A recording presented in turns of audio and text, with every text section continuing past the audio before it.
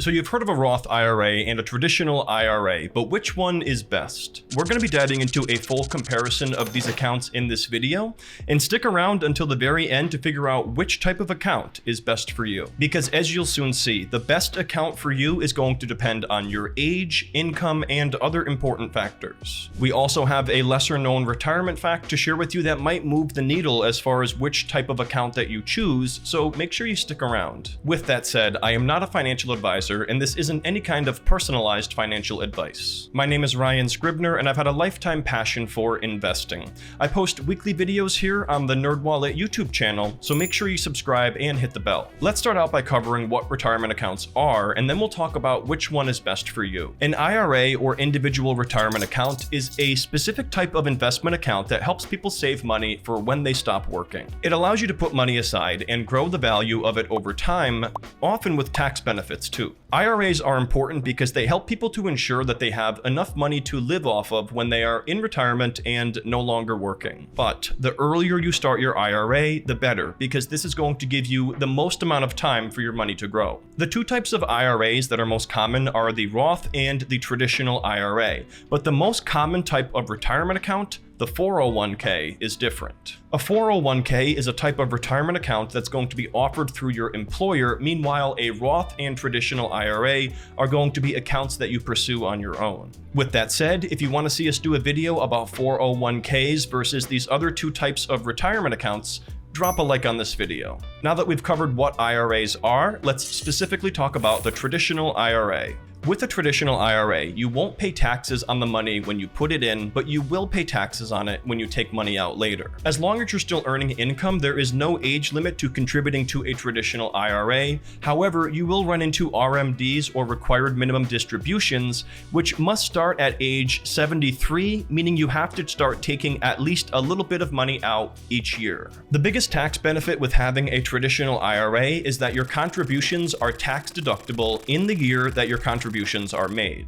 Simply put, this means that your taxable income is lowered and you owe less money in taxes that year. As mentioned earlier, you will pay taxes when you withdraw from this account in retirement. So with the traditional IRA, all of the benefits are upfront. But here's a potential pitfall to avoid. If you decide that you want to take the money out early, there's going to be a 10% penalty on top of the taxes due for withdrawing before the age of 59 and a half, with a few exceptions. Some exceptions to the 59 and a half rule include first-time home purchases, disability, and qualified higher education expenses. So how much money can you contribute to a traditional IRA? If you're under the age of 50, you can contribute $7,000 per year for 2024 and 2025. And if you're over 50, you can contribute $8,000 per year for 2024 and 2025 tax years. So that's the gist of the traditional IRA, but now we're going to dive into the nuts and bolts of the Roth IRA. With a Roth IRA, you're going to be contributing money that you've already paid taxes on, such as your wages from your job. But later, when you take money out, assuming you follow all of the rules, it's tax-free. You heard that right. However, contributions made to a Roth IRA are not deductible. And what that means is the benefits experienced with a Roth IRA are seen at the end, and there is no upfront tax benefit associated with Roth IRA contributions. But as you'll see soon, this delayed benefit can be a good option for some people depending on their income and what they expect it to be in the future. One thing to keep in mind here, though, is that Roth IRA contributions do have income limits based on tax filing status, though. For 2024, if your modified adjusted gross income is $161,000 filing single or $240,000 filing jointly, you may be unable to make contributions. And for 2025, those have increased to $165,000 for single filers and $246,000 for those filing jointly. You should consult with a tax professional for more specific information. As far as the tax-free withdrawals here go, with a Roth IRA, there are no taxes or penalties on withdrawals after age 59 and a half, so long as the account has been open for at least 5 years. The contribution limits for the Roth IRA are going to be the same as the traditional IRA. Just keep in mind income limits may limit eligibility here. Another plus here with the Roth IRA is that there are no RMDs or required minimum distributions during the account holder's lifetime. So unlike a traditional IRA, there is no age where you have to start taking your money out, so you can technically keep it growing for as long as you live if you want to. So what are the key differences between these two accounts? Well, the main difference between a Roth and a traditional IRA is going to be when you pay taxes. For the traditional IRA, contributions are tax deductible, which gives you the initial benefit of lowering your taxable income. But that basically means that you're delaying paying taxes on that income, and you're gonna have to pay them when you take the money out. For a Roth IRA, you have to contribute using your post-tax income, and you cannot deduct this to lower your taxable income. However, the long-term benefit here of the tax-free withdrawal means that you won't have to pay taxes on the money so long as you follow a few basic rules. There's also a slight difference here in flexibility for withdrawals with each IRA.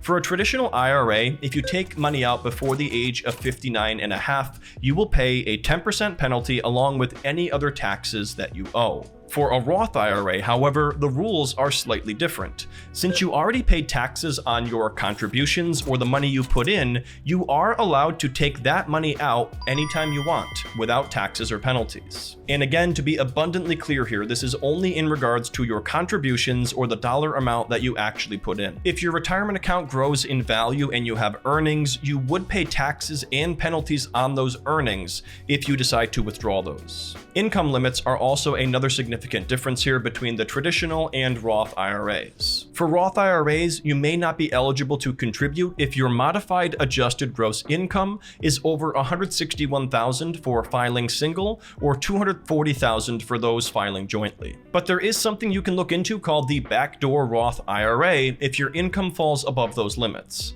Another key difference between these accounts is the RMDs, or required minimum distributions. With a traditional IRA, you're required to start taking RMDs, meaning that you have to start taking out a certain amount of money every year once you reach age 73. However, as mentioned with the Roth IRA, there are not any RMDs, meaning there is no requirement on when you have to start taking money out. So which IRA is best for you?